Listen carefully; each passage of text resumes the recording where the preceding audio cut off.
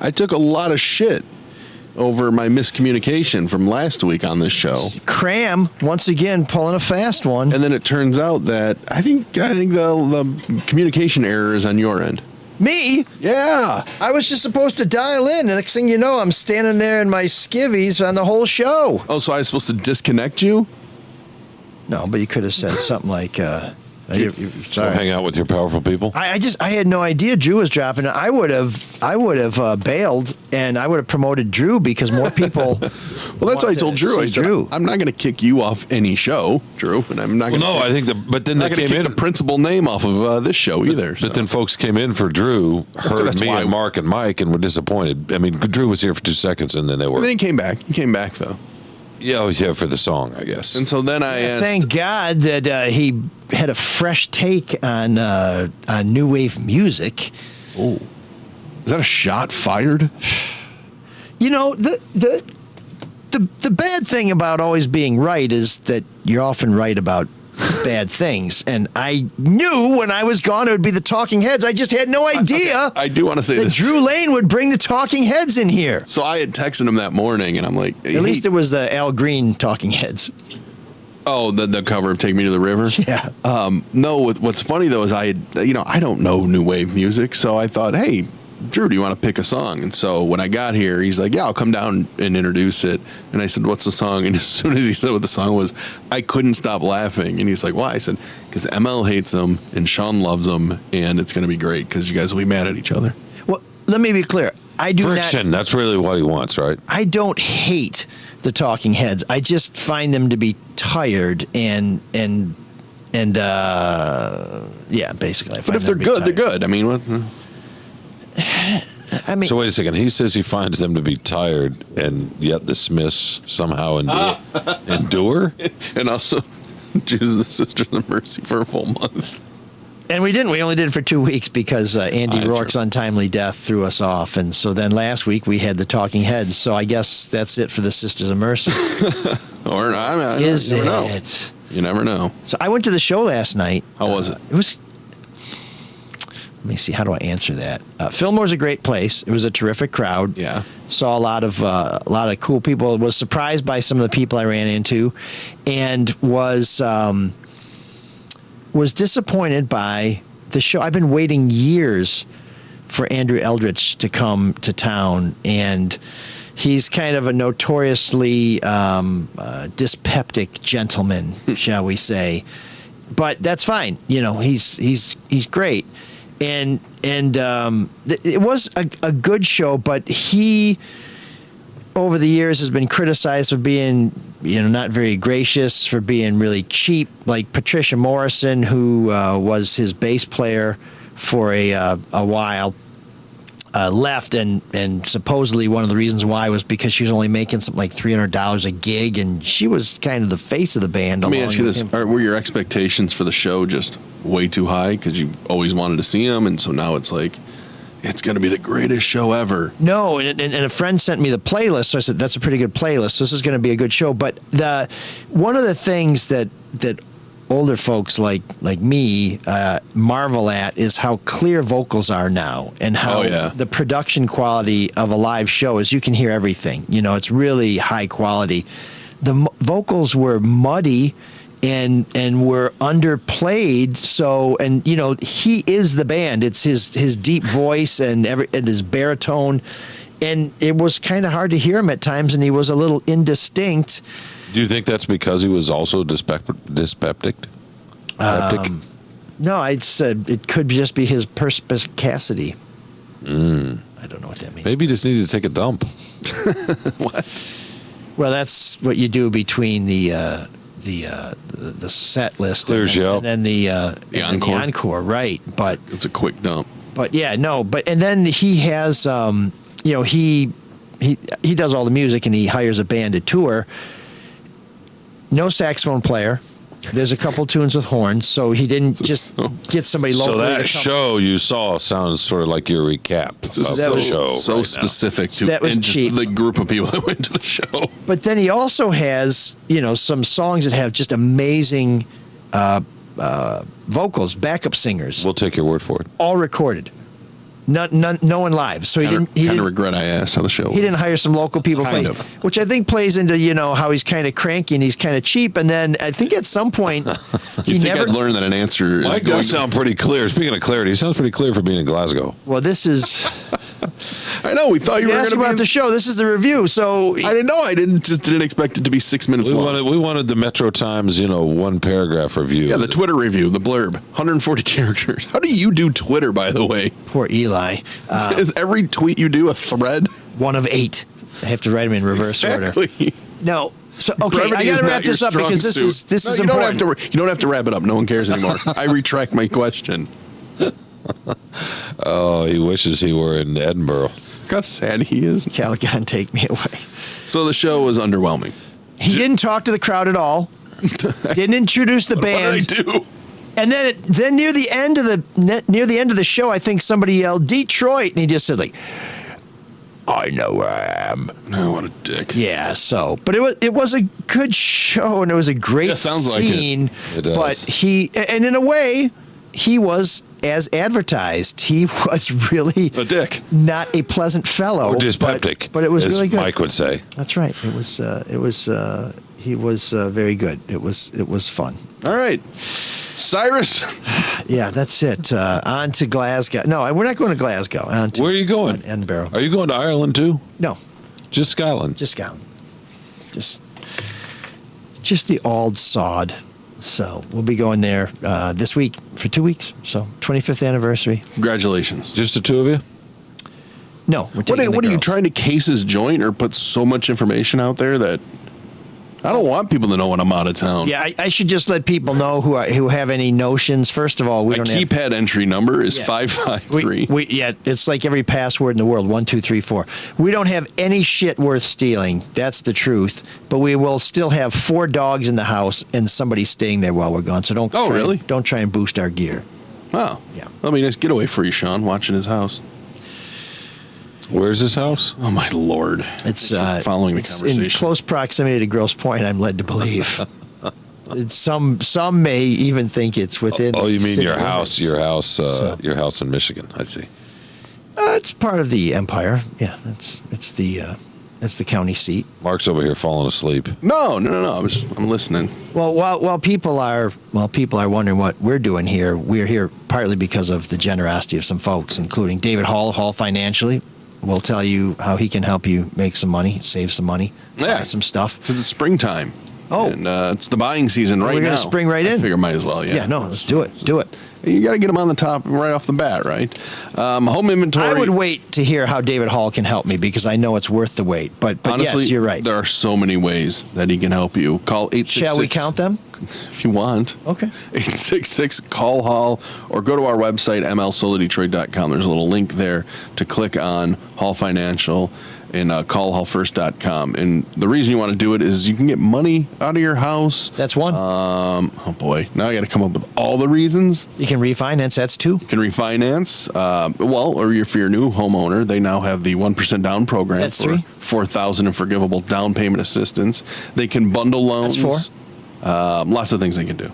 That's I'm 4 going to and stop counting. at 4. If you want to hear more and experience their beyond 5-star service, once again, 866-CALL-HALL or go to our website and click on that link and make sure you tell them that you heard it here. That's right. Let him know. Let Dave Hall know that ML sent y'all. Oh my I freelanced that. That's Clearly, ad-lib. clearly. That's off the cuff. And then there's Luke Nowacki. He's another guy who can help you navigate these treacherous financial waters and set yourself up for financial success now and in the future so that when you get to be old like us, you're not stuck doing a podcast. Or if you are doing a podcast, it'll be on the back of a super yacht. I'm surprised how many people wait to invest in general. I mean, I know not everybody has money they can save up or, put into the market. That's the main reason. Well, sure. Well, it's fear. No, it's fear. So I know God, somebody that's what I was going to say, ML. who is terrible with money. In fact, we were doing a little joint business project, and we sat down with a lawyer who was going to create an LLC, and he said, well, first let's figure out what assets we have to protect. And then we went through several things that I have, and he said, okay, do this, you're good there, you might want to put that in your wife's name, you're good there. Then he turned to the other guy, and they talked for a couple minutes, he said, okay, you have no assets to protect. So I said, that's not good. So I tried to hook this guy. This was before I knew Luke. I tried to hook him up with a financial planner, and he said, no, I don't want to do it. I won't do it. Because he knew all he was going to find out is you're way behind. You need to set aside a ton of dough, or you're going to work until you die. And he would rather work until he died than say, what can I do to figure out what shape am I in and how I can get the hell out of these chains before I'm 95 years old? Look, it can be intimidating as hell, but the longer you wait, the less you're going to make on it. That's right. You know, so now is a good time to start. Luke will hold your hand. He'll walk you through it. He's a really, really nice guy. He'll give you a free consultation. Once again, Luke Nowacki is who we're talking about. Pinnacle Wealth, 248-663-4748. There's no time like the present to figure out where, make your money grow, and so you don't want to outlive your money. Because like ML said, you'll be working nonstop to the bone. And so Luke Nowacki, 248-663-4748. Because when you call Luke, he will make it all about you, my little sweetheart. Securities and investment advisory services offered through Royal Alliance Associates Inc. Member FINRA SIPC. Royal Alliance Associates Inc. is separately owned, and other entities and/or marketing names, products, or services referenced here are independent of Royal Alliance Associates Inc. How was Mackinac? It was great. Was it really? It was great. And we'll tell you in a little bit about what's going on at the Cadieux Cafe. Very exciting new development at the Cadieux. We'll tell you about that a little later in the show. And we'll tell you how you can get a good meal and a great time at Irish Coffee, one of our new sponsors. A little bit more on that before too long. But Mackinac, as you may have read in the Free Press, was a place I went looking for Republican candidates for U.S. Senate. You always go there because you meet a lot of people, you make some connections, you catch up with some folks who might run from you otherwise. Yeah, it's not really about policy. Yeah, and did I tell you about the time I went to go get this Yes, guy? you did. Whoa. No, I don't know. You do look sparkly. You do look sparkly today, though. And this week, it's room 7609, we have David Byrne doing some solo work with bongos. Is that queued up yet? No, okay. Oh, I think Jerry Hairston was at the Majestic. He was. You set him off on a tangent. What's the story? Tell us about the time on Mackinac. Okay, so I went up there when I worked for Fox to try and find a guy who was basically fronting a political spending committee and didn't want to talk to us, and we knew he was going to Mackinac, so we thought, perfect, he's on Mackinac, it's an island, they're all going to be at the Grand Hotel, it should be easy to find him. So we know what he looks like because we have a picture and we have a description. He's basically middle-aged, maybe on the shorter side, bald guy. And so we get up at 4 a.m, we drive to Mackinac, get the first ferry, get to the Grand Hotel. We're working the lobby with our camera. And I turned to my partner, John Brzezinski, and I said, there he is, let's go. So we go to move in. We're walking up to him. It's a bald, middle-aged white guy in a polo shirt. And just I'm about to say, well, I turned to my left. There's a bald, middle-aged white guy in a polo shirt. And I turned to my right. There's a bald, middle-aged white. I said, holy shit, this place is all bald, middle-aged white guys. So we had to regroup. I guess they all look the same to you, huh? Yeah, we had to regroup, and we didn't find him. He was the only bald, middle-aged white guy on the island who was not the guy we're looking for. Does it remind you of the scene in, what's the movie, Mark, with Faye Dunaway? No, it's the remake of the Faye Dunaway, the art heist movie with Pierce Brosnan. He goes in to steal a piece.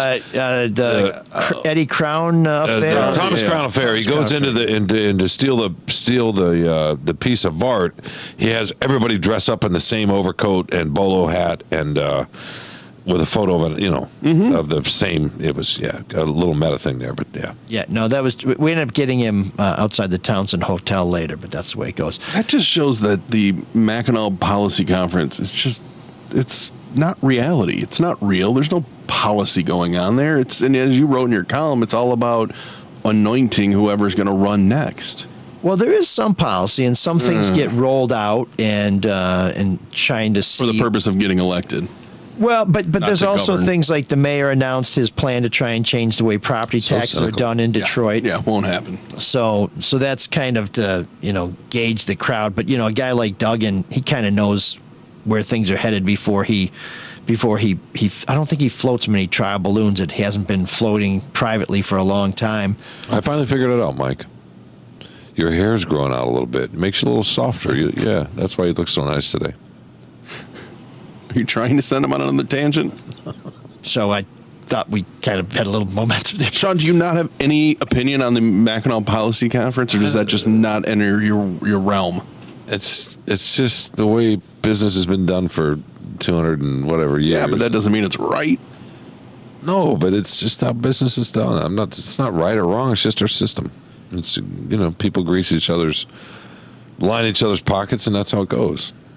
Well, this is supposed to be a place where you get help too, and there are more nonprofits up there trying to raise money and get support for their program. So it's not just the old smoke-filled room. And Okay, well, I didn't know that. Yeah, this thing has evolved, but it's funny and not funny, haha, when you're taking a look at who's there. So I went up there one time to try and bust a guy, missed him, got him on the mainland, all's well with the world. I was walking around and a guy walked past me. I said, holy shit, is that Bert Johnson? And yes, indeed, it was Bert Johnson, former state senator, employer of ghost employees who was in federal prison, is there on the island, and he's working as a lobbyist. And I'm like, what? Matt Allen, Did you run into Sam Riddle? Patrick's no, he wasn't up there. Former press secretary is up there working as a lobbyist. There's so many people who used to be in government who are now working as lobbyists. And perhaps the most surprising one of all was Turkia Mullen. Does anybody remember her? Oh, yeah. Oh. She was Bob Ficano's economic development director. She got in trouble for something. Well, so Jennifer Dixon and I did a story when she was talking about the $1 billion worth of projects they've supported. Jennifer and I called a lot of these people who they listed as their success stories and like, yeah, they didn't really help us with that. Or that was money we already lined up. Or, yeah, they weren't much help. Or that money came from the state. And we're like, that sounds kind of sketchy. Well, then it turns out she got hired as Metro Airport director. What it was, yeah. And she had to do an essay as part of it. And the essay was written by some consultant, and I think it was supposed to be a timed essay.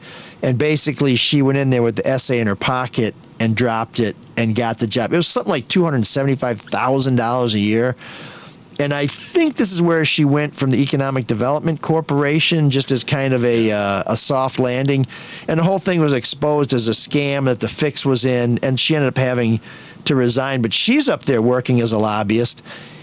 And of course she is. It just comes back to me, and I'm like, geez, I think I should write something about this at some point. And there's another scoundrel who I've written about who has a really great job somewhere, and I'll tell you about that in the future. But it's not that you get in trouble and you should have to go away and wander the earth or anything like that. But why do you have to come back and try and make money in the public sector? Why do you have to try and get into the influence game when you were in the influence game, you showed that you abused it? Yeah. And Bert Johnson, he does one of those things like a lot of these shitbags where, like, oh, I didn't do nothing wrong, so I got no problem with you. And he's walking up the stairs while I'm talking to somebody else, and then I'm like, we make eye contact. Hey, how's it going, Bert? And then he comes walking back down, and then he interrupts and he wants to shake hands, kind of like there's nothing to fear. I got no problems. Like, whatever, you paid your price. Who cares? And he's shaking, and he's like, I talked to, and he drops the name of a mutual friend of ours, and blah, blah, blah. And he says, by the way, I think you're much funnier in print than you are in person. I'm like, okay, great. Everyone does. And then his whole thing is, You're funny. No, you're funny in both. But then his whole thing is he's like, I know you don't like me, but blah, blah, blah. I'm like, none of the stories that I did was because I didn't like you. In fact, personal. He's an incredibly likable guy. I don't think the feds who helped put him in prison because he robbed from the taxpayers did because they didn't like him. This stuff happens, Bert, because you did something wrong. Yeah. It's not because of how people feel about you personally. In fact, if people treated you the way they did because of the way they feel about you personally, you're a very charismatic guy, you'd probably still be getting away with scams. So I was talking to a lawyer there who represents a lot of criminal defendants, and he said, this is common. It's always like, no, it's not me. It's just people don't like me. I'm not doing anything wrong. They're just jealous of me, or they don't want me to get ahead. Awfully narcissistic way to look at things. Isn't it? Yeah. I mean, it's kind of... It's to excuse their bad behavior. Well, and I think it's that sort of that mindset of if I want to do it, it must be okay. Right?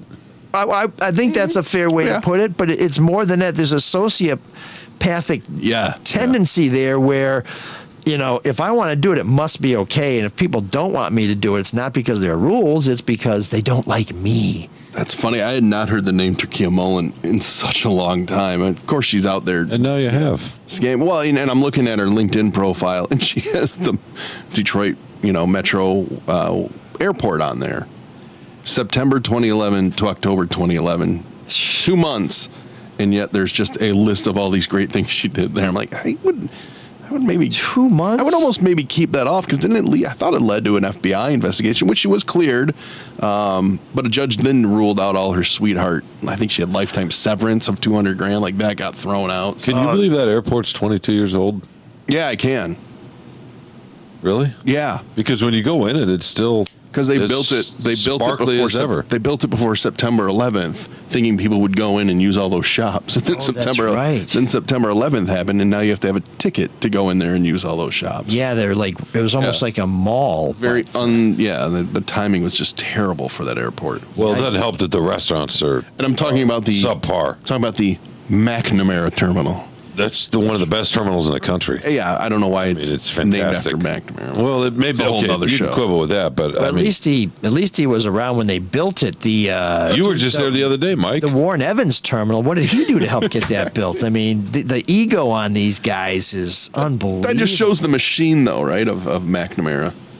Yeah, well, and I think Evans It's a great airport. is an extension of it. Yeah. Well, the question is, did they build it?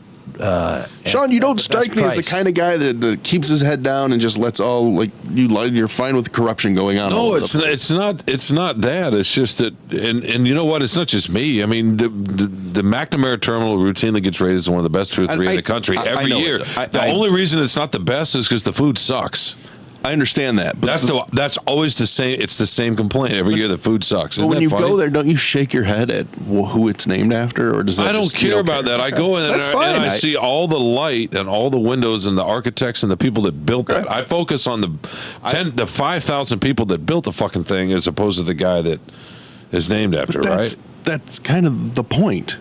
You know? Yeah, nobody thinks of those people because Look, his name is slapped on them. It's not like I'm excusing saying, okay, Hitler made the trains run on time or whatever. I don't mean it in that way. It's just It was Mussolini, but okay. And then he lowered unemployment. I don't know. saying McNamara's Yeah, he got rid of the Wilbos for a cash in the Weimar Republic. How about that? is that true? That might I don't know that Hitler did. I'm sure he took credit for That it. might be one of my favorite corrections of all time. He corrected Hitler to Mussolini.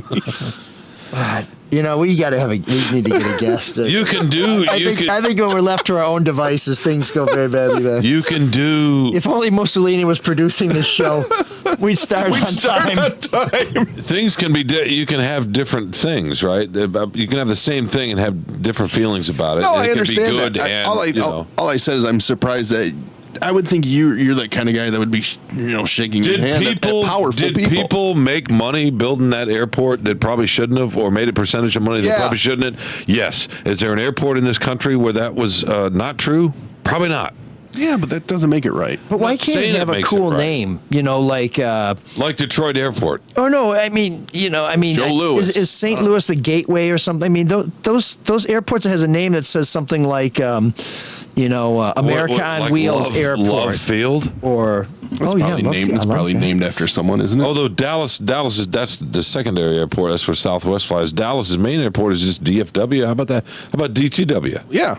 Sure, or make It's some cold. money off it. Well, make it still the still is. Delta Gateway, and How we about the get $10 Gilbert- million a year from Delta The Airlines. Gilbert Terminal. Is that what you want? No.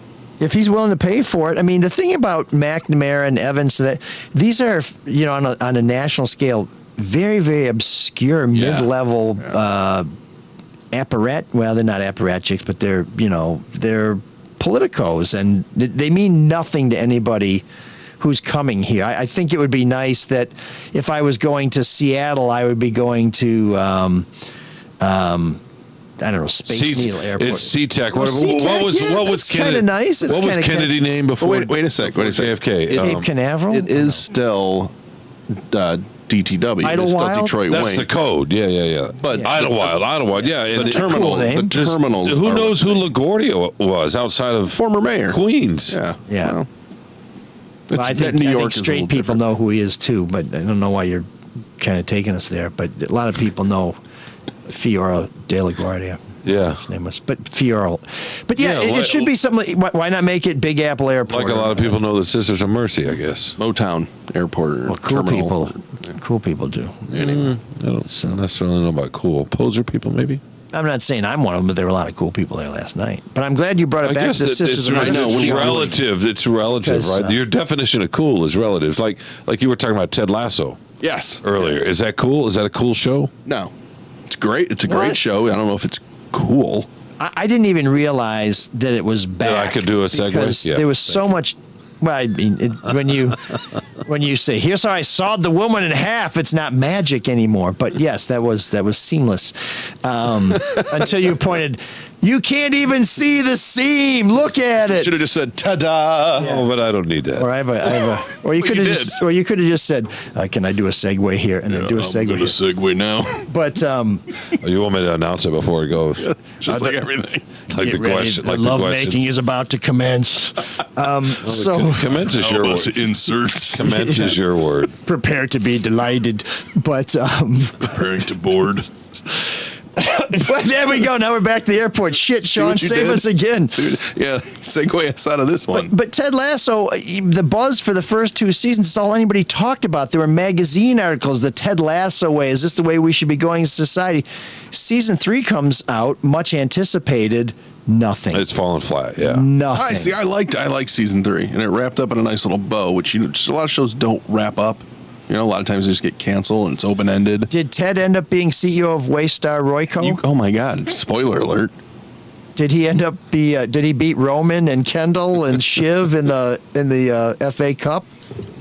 I'm not gonna tell you what happened. I don't want to spoil it. We don't want to spoil it. No, but your point is a good one, Mike. Especially the first season, because it's when it hit too. It's when it dropped.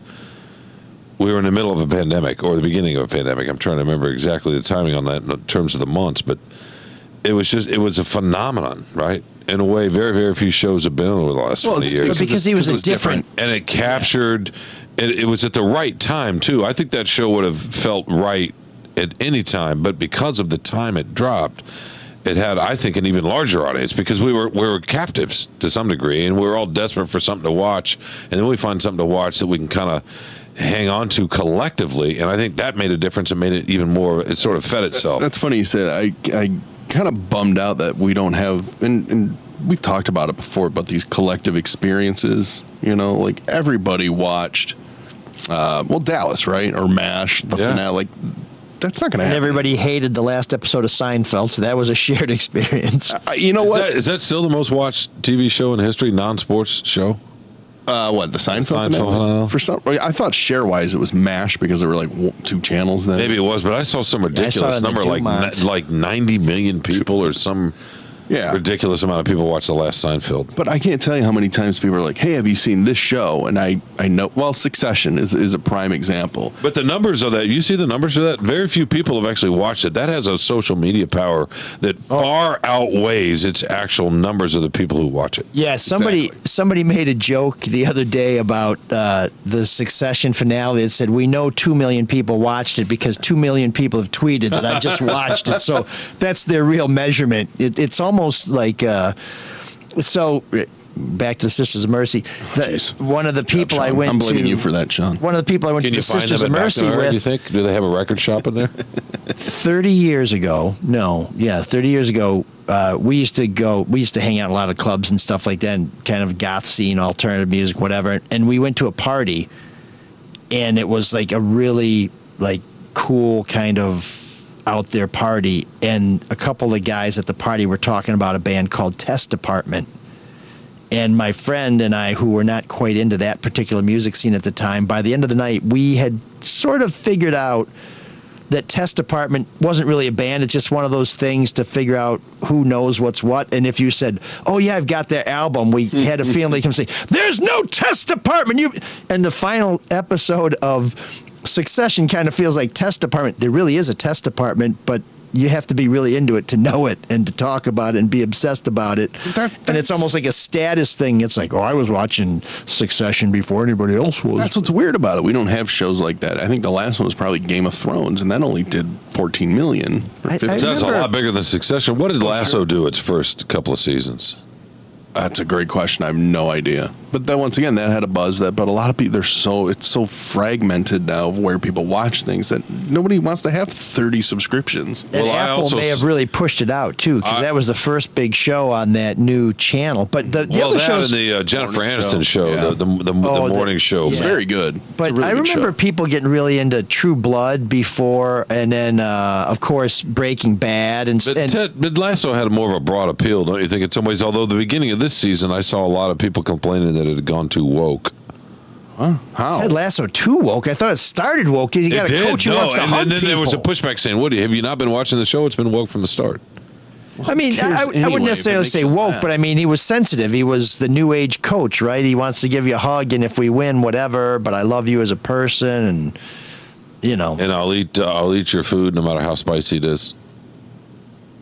I You think don't that's remember another that podcast. You don't remember that scene? The hot I was trying to find out how many people actually watched it. So I don't know. I miss those days of where there is a, show that everybody is excited about and watches it every week too. So you can talk or about it around the frankly- water cooler type stuff. Or a movie. Movies. When's the last time we had a movie that was It happens though. a drama? Well, people of some really got into kind, Top Gun right? Maverick. I remember a lot of people. That is the talking. last time I remember that. You're absolutely right. That had a lot of buzz. That felt great. that felt old school that way, and I went and saw it a couple times because my kids wanted to go a couple times, and the audience was That happens It was occasionally. mixed, I mean, you know? the last Bond movie, which was garbage. I mean, there was a lot of buzz around that. I mean, it happens in the summer. It'll happen again because I think there's another Mission no, not just the Impossible coming buzz. out. Yeah, that looks fun too, but not just the buzz leading up to it, but it gets in a theater, and then there's obviously a huge marketing campaign, but there's also then a word of mouth that can carry you through a summer or a holiday season. Maybe if it's a holiday season release, we just don't give very many of those very often. Well, no, At all. because there's people like me that wait for it to be streamed. Like, I'll wait 60 days for it to hit the streaming service. But do you remember that feeling of going into it, yeah. of really wanting to see a movie, walking in, you're in a line to get a ticket, you go in, and there's a buzz literally in the theater.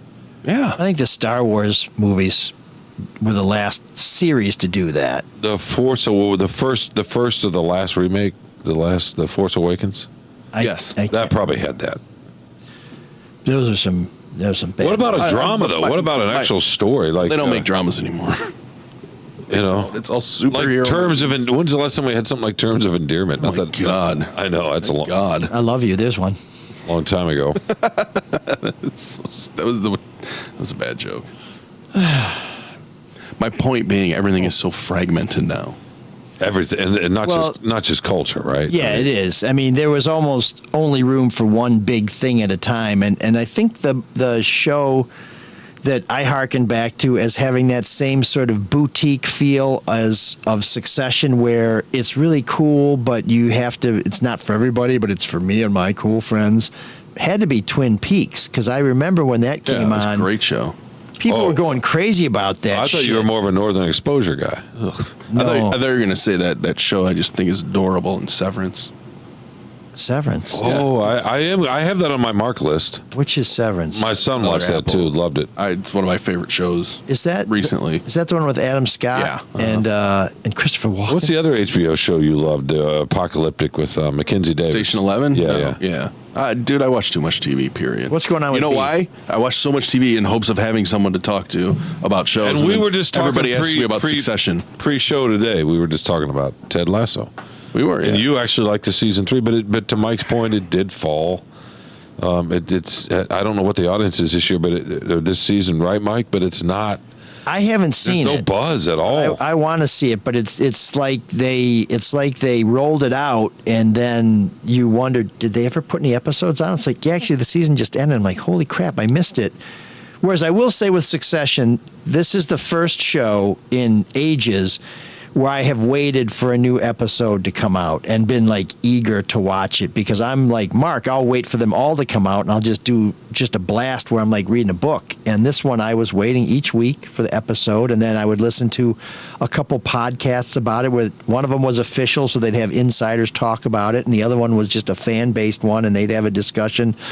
I mean, that's kind of a real phenomenon that we just don't see that much anymore. There's a show called The Tower. It's an obscure show, but we're doing that right now. It's a weekly. It's a British show. You'd like it. It's a cop procedural.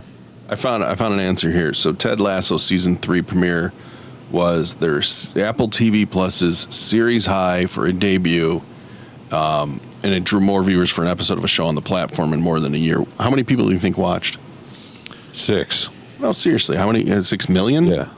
I'm going to say... And then this is the live plus 4 day, because they know people watch over a period of time. They don't tune in at that exact time. So you're saying it's the biggest debut Apple TV has had? That makes sense, Season 3 actually. premiere set a new series high for its debut. Okay, so I'm and gonna drew more say- viewers up for an episode of a show on that platform in more than a year on Apple TV Plus. I'm going to say 3.4 million.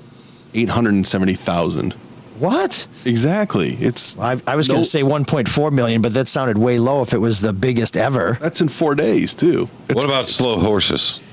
Nobody knows that show. I know, but that's a great fucking show. Actually, But only you two watched it. Sean, we call them learning challenged horses. If you could just try and be That's 2 bad jokes in a row. a little more, So You should've- a little more sensitive. All right, laughed after your let me ask Mussolini you all this correction. then. Do we need the society as an American society? Do we need that?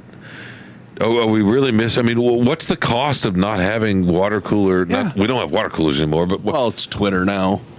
sort of. But is there a cost to that we don't have these shared? Yeah, shared Other than experiences. sports, and even that's regional. Yeah. So No, 100%. That's we don't have those shared experiences with the American culture anymore. You know a great place to share experiences? the Caju. The Caju Cafe. Wow, man. What are you taking Segway lessons from Sean? I would say yes, but then it would ruin the magic. Was it really a segue, or was it meant to be? But on Wednesdays they have karaoke. On Thursday, it's the Dance Floor Grenades. On Friday, Legends of Punk with Clampdown, which is a great Clash tribute. The Hormones, a Ramones tribute. Fabulous Disaster, Sex Pistols tribute. Huckleberry Groove will be on Saturday. It's a tribute to Huckleberries, I guess. Sunday, Steve Wood, Caravan Gypsy. No Eric Goebel's Sunday Fun Day Jam this week. Oh, you slowed down there. Well, Slow I horse. wanted to get it right. They won't be there, though, so don't worry about that this Sunday. And on Monday, Evan Perry and Friends Open Jam. And, of course, Muscle Madness. All you can eat mussels. So that's the Caju Cafe. Caju Cafe, if you've driven down Caju, as I encourage you to do, there is a new neon sign outside the bar. It's fantastic. It's worth a trip just to check out this amazing piece of art. It was produced by Alex Porby. If it's the Alex Porby I'm thinking of, we went to high school together.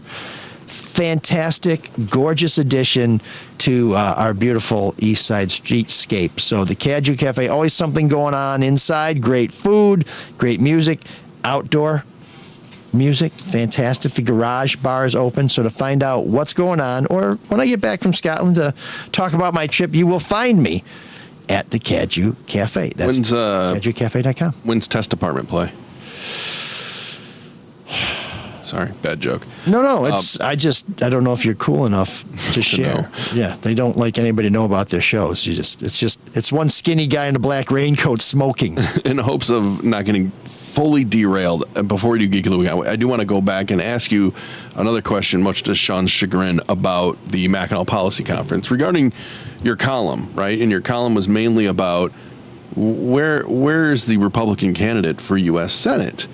And I honestly, I don't know what's worse here.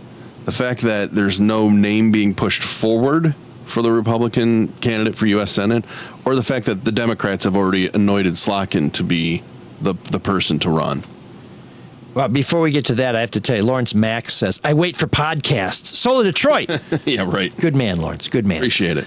But Larry. this is whether you're a Republican or a Democrat, and I know Democrats who are very concerned that Slotkin is being anointed as That's what I mean. as the nominee, and Republicans are very concerned that nobody is stepping up, because this is one of those races that you would expect $50 to $100 million to be spent on, where the National Republican Party would say this is an opportunity for us to take back control of the Senate, because it's an open Senate seat. This almost never happens in America in a battleground state, and the Republicans have no one. I mean, Chief Craig has been talking about it. He's been talking about it for a while, but he's not ready to take the plunge. And this is one of these things where if you wait too long, and some people may say, well, Chief Craig has money in the bank because he just ran for governor. Well, when I talked to Chief Craig, he said, no, we liquidated our account. There's no money in the bank. What? Really? We donated whatever balance we had. So he's got to start from zero,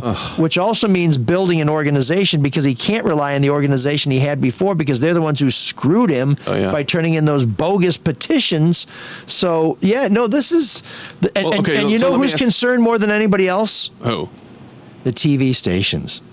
Because if you have one candidate radio, who's going to be your next senator, and no that's spending. millions of dollars that they're missing in ads, because they are the big winner in every election, which is why they're nonpartisan. They want a good fight every single time, right down to the wire. Correct me if I'm wrong, but Slotkin has been anointed by the Democrats simply because of the money-raising ability in the war chest she has. Some of that, but she's also, when she first ran, she beat a Republican sitting congressman. That almost never happens. She keeps winning in a fairly balanced district, which is pretty impressive. But I've been surprised by the number of Republicans talking about how impressive she is.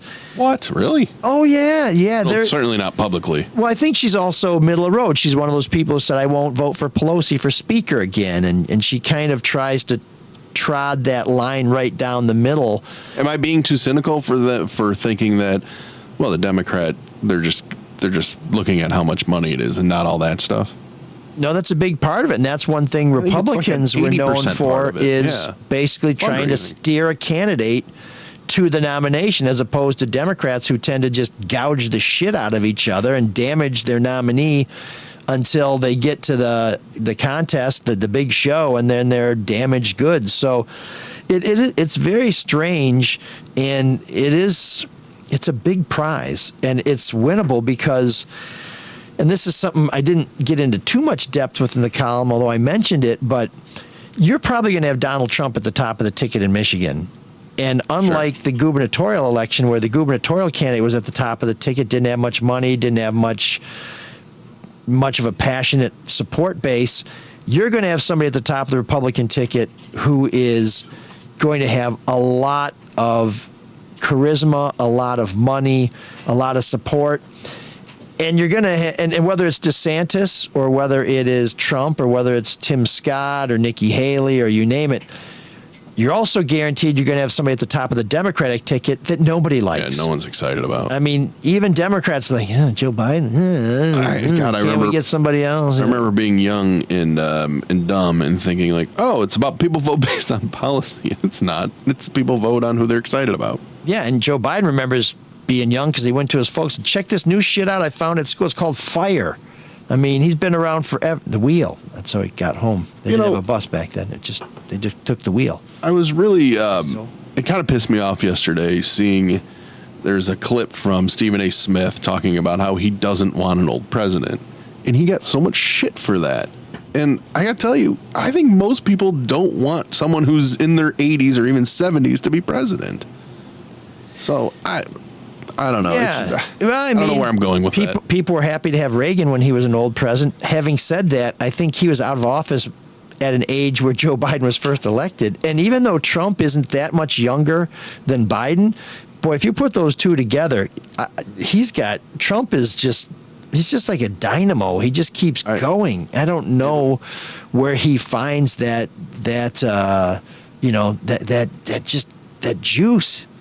There is a hole there. I mean, for years I hear people say, I wish there was a third party candidate. Well, this would be the year for someone to try and do that, I think. Yeah, I don't think a third party will ever win. They're talking about doing that in Michigan, which I think is is going to be Look how much disastrous. traction RFK Jr. is getting because people don't want an old man. Simply just don't want an old man. Well, I don't But know. it's interesting I don't is know how he's- much traction he's getting. He's getting a little traction on the right, whereas when he first came up, he was getting it on the left. He It's pulls high. interesting. He pulls high. I mean, he's running as a Democrat, and now I know But the right, some of the right like him because of his anti-vax. Yeah, he's got some Views. other stuff out there. No, I know, but he's got the Kennedy name, and he's willing to say, "I don't care about this establishment. I'm going to run in this primary." Yeah, well, his uncle Teddy did that too in 1980, right, yeah. and just basically gutted Carter and didn't end up going anywhere except to the bar. So I don't know if that's going to happen. But since we're back to Mackinac, let me ask you, Yeah, we are. and I'll tell you one thing I didn't find on Mackinac. We haven't left the island yet. burger as good as Irish coffees. But Oh, that's a I'll good tell you about Oh, that in just 1 minute. No, but maybe now. Would you guys be interested in reading a column about all these folks who have basically been exposed as being bums coming back and getting involved in Well, public policy? Yeah, it's like the K Street deluge every 4 years or 2 years or whatever in DC, I was right? speaking French. Très bien, mon ami. Yeah, write your column, but maybe not on the podcast. I think that'd be great. Well, you saw how excited I got when you said the name Turkia Mullen, because in my head it was like, oh, I can't remember why, but I remember that Who's person who was of a these crook. scumbags? Yeah. I don't know if I want to call them scumbag. I'll just say that there's folks who lost their way, Sean. I don't know why you're so judgmental. Everybody was deserves just- a chance. Just channeling you. All right, what are we doing? But you know what? I The think Irish coffee. What are we doing? I think if I am going to write about them, I may ask Bert or Turkia to sit down with me at Sure. the Irish Coffee Bar and Grill That's the third best segue of the day. because they're not from the east side. But if they were, they would know all about Irish coffee because they have the best burgers in town. Not just my opinion, although it is my opinion. They have won awards for this stuff. This is certified. It's homogenized. It's pasteurized. It's legitimized. It's everything but Simonized. It's true. They're located on Mack Avenue in Grosse Pointe. Irish Coffee is serving up those delicious ground rounds for just $5 on Mondays from 5 to 11. Now, if you're going to do like a Tuesday or Wednesday, I mean, you can go there 7 days a week, but Tuesday and Wednesday, make sure you get there before they run out of Sloppy Joes because they only do those on Tuesdays and Wednesdays. They're fantastic. And here's a little insider tip, Sean. I want you to know American this. cheese on the burger? Yes, that's a good No, one. I go with the blue cheese. They have a great blue burger. Of course you do. Fancy pants. But well, I mean, you were the one who deluging with the fromage. That's French for cheese, and feet, which would be PA. That's fromage PA. That's cheese foot. See what you did there, Sean? So anyway, I'm sorry. But they're like, why did we sponsor this show? I knew this was going to get weird. They you get it deluxe because you get either great coleslaw or a really nice salad, and they'll get you the vinegar and oil if you want that, and make your own little salad dressing, and you get fries and onion rings. Do you dip your tines into the dressing first and then take a bite of salad? Stab the salad. No, what does to cut that do? down on the to cut down on the dressing, to cut down on the. No, God, I want more dressing. Okay, yeah, I do too. Oh yeah, no. In fact, the best thing about the blue cheeseburger is you can dip your fries in a blue cheese. And I don't know they're- about you guys, but I'm hungry. yeah, and they have really good blue cheese. Did you see that? There's I'm turning to Sean now because it's sports related. The CJ. Oh, thank you. That's all I know about. But let me Oh, just you tell said you what this. you're interested in. Oh, yes. I'm Before sorry. you go, I'm not I interested forgot in this is a sports. 10-minute. I'm not whenever interested you in go, sports. you'll find great food and great vibes at a classic Irish pub run by a Kennedy. What could be more Irish than that? And not Robert Kennedy. This is Michael Kennedy. That's the Irish Coffee Bar and Grill on the east side. And if you see me there, be sure to ask me for an onion ring because you know I love to share. No, Sean, I was going to ask I'm not interested in anything, Mark, except for the Irish bar grill. There was a video. Irish Coffee Bar and Irish coffee. Jesus Christ. I can't work under these guys. There- you know what? there's a what, Mark? I'm leaving the I'm country. done. I'm done. out. No, go ahead, Mark. If Sean gets elected president, I'm moving to Scotland. Go ahead. I'd never run. The moment's left. Oh man, the geeks have inherited the earth. Did I do that? What a dork. Does him wanting to play with us again mean that he's turning into a geek, or we're turning into cool guys? I think that same sentence is often used in Sean's lovemaking sessions. The moment's gone. And now the moment's gone.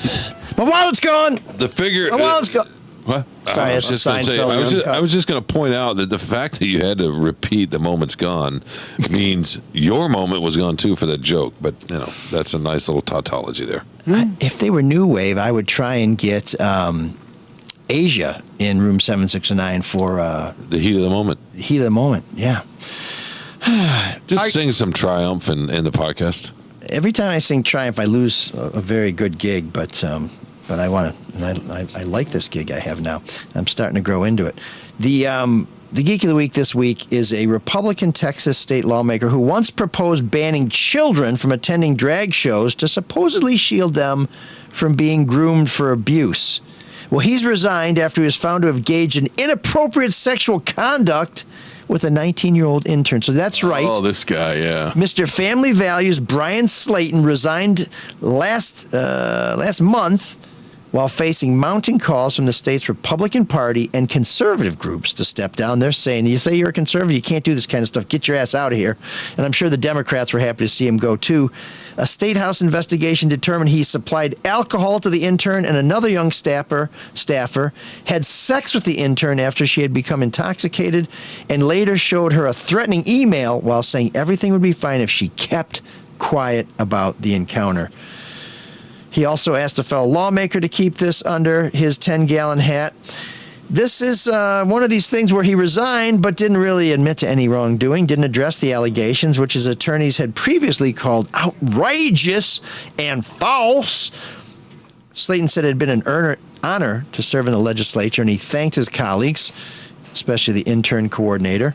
He said, I look forward to spending more time with my young family and their hot friends, and will continue to find ways to serve my community and all citizens across our great state. So state Republican Party folks said good riddance to bad garbage.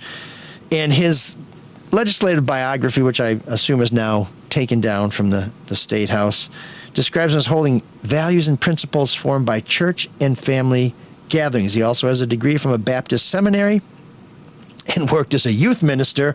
Didn't see that coming before he was elected to represent his Dallas area district in 2020. So it's in the Dallas area. I don't know if it's Fort Worth, which is a suburb of Dallas.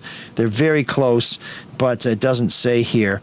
But yeah, he was fiddling around with a couple 19-year-old aides and a 20, I mean, this is one of these. If you read the lawsuit too, he was very disappointed when she brought her friends over because her friends were telling her, what are you doing? Yeah, she was warned. Yeah. I felt really bad for her. She told her friends Slayton drove her home the next morning, stopping at a drugstore so she could obtain the day after pill, because I think abortion is pretty much illegal in Texas. Yeah. He at one point proposed to penalize the use of emergency contraception. He had quite the battle with his own dick. Yeah, and here's the thing. You do, monster. If you have these proclivities and things, it looks like everybody was a consenting adult. It's unfortunate that he may have tried to. Except she worked for him.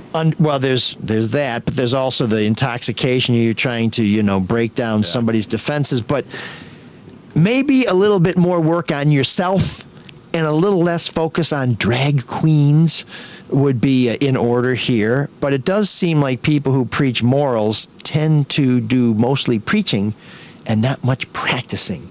So, Mr. Slayton, a lawmaker from the great state, the Republic of Texas, you, sir, are our Geek of the Week.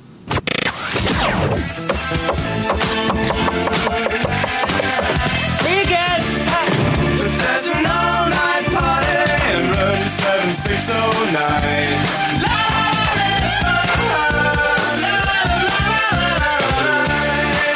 And you can dance together all night if you've got the time.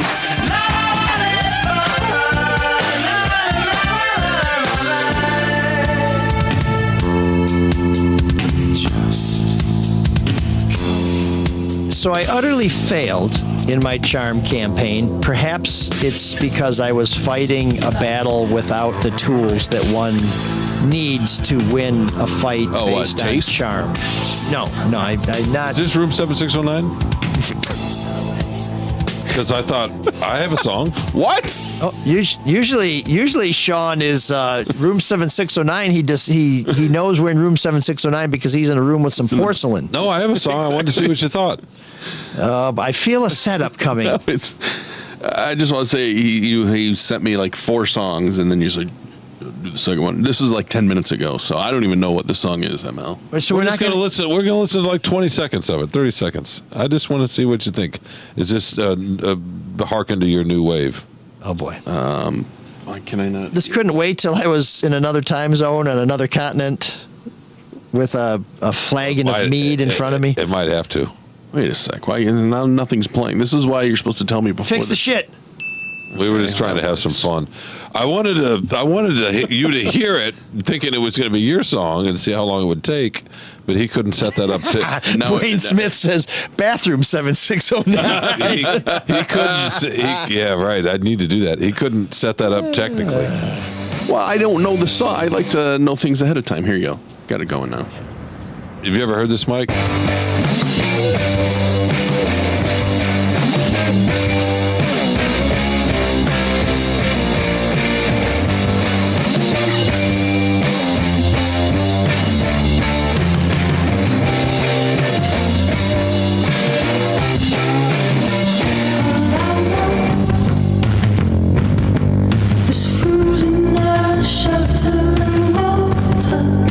Okay, that's enough. It's a pretty cool song. It's a very cool song, but Sounds like the Cocteau Twins. does that remind you John of Cocktoaston? anybody? It just I heard that and I thought I wonder if Mike would like this. That also, here I've got the device going now, also heard during some of those lovemaking sessions. But this sounds vaguely familiar. Who is this? Abby Yeah, Abby May. May. Abby May. I can never. No, Some Australian singer. I wouldn't kinda call like it. it. It's I pretty wouldn't good. call it new wave. It almost has kind of a Manchester feel to it. but it does have it reminded me a little bit of some of the upper England toughness that you are fond of. Oh yeah. Well, and have you ever heard the Cocteau Twins? Yeah. They're fantastic, and they have. And this kind of I have has. all their albums. No, I don't. That's a test department. Heaven in Las Vegas, great album. This has. Good callback. This almost has like a little Kim Deal feel from the Breeders. Oh, you like the her Breeders? voice. Wait, are we becoming friends?